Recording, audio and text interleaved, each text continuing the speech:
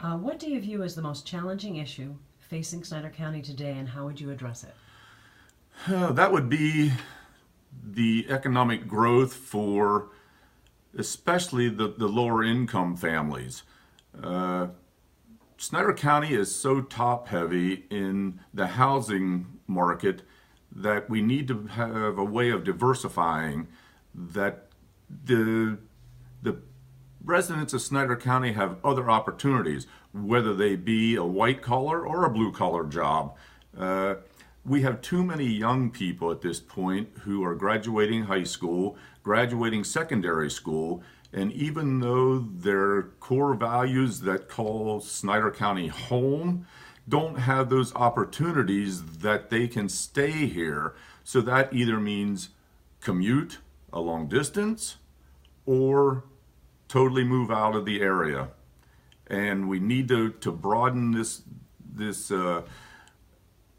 growth throughout the county so that we can keep these people here. Snyder and Union counties now operate a regional 911 emergency system. Are there other services that should be regionalized to the benefit of taxpayers, and if so, what are they? Uh, I think this would fall in the realm of this question, and that would be the lack or the the poor service of broadband within the county. Uh, it's not just on the western end, but the western end does suffer the worst. And it's not just in Snyder County, it is also in Union County. And we need to have a better broadband. It not just so that we can sit and look on Facebook all day or something like this. No, there is actual job opportunities that people have to be able to work from their own homes. And without the access of the internet, they don't have that capability. So there's other ways. I know that fiber optic is expensive, but there now is what they call a microwave receiver, which is a direct site link that would be much more feasible. And with the two counties working together, I really believe that we could get some of this implemented and installed and try it out on a trial basis to see what it will do and how it will perform for both the counties. What areas in the county budget would you expand or decrease? As far as decreasing, I am not a supporter of the KOZs. I don't think it's fair with the businesses that are already in Snyder County. We have to find ways to protect what is already here and to help them have a growth base where a new company coming in that is afforded the KOZs, which is a keystone opportunity zoning, it allows them to have county and state tax breaks, excuse me, and that's not afforded to their same competitors that may be in the same position of what they're facilitating to the people as a product.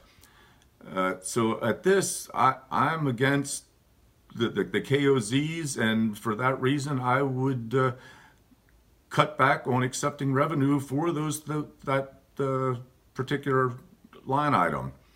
As far as where I would like to enhance it, I had recently looked over the county budget for 2019, and I see that there has been a slash, even though not large, it's still several $1,000s in Veterans Affairs.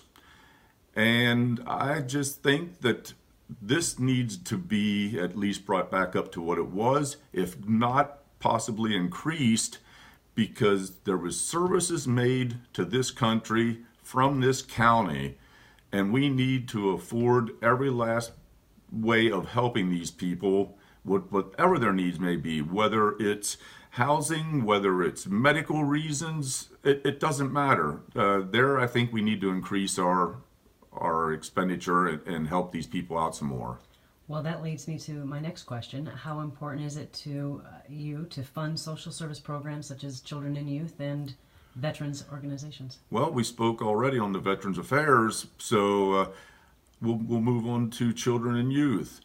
And here's children and youth. I don't know that personally how I would change anything because I'm not very familiar with how the operations of the children and youth and totally how extensive it is throughout the county and what all aspects there are.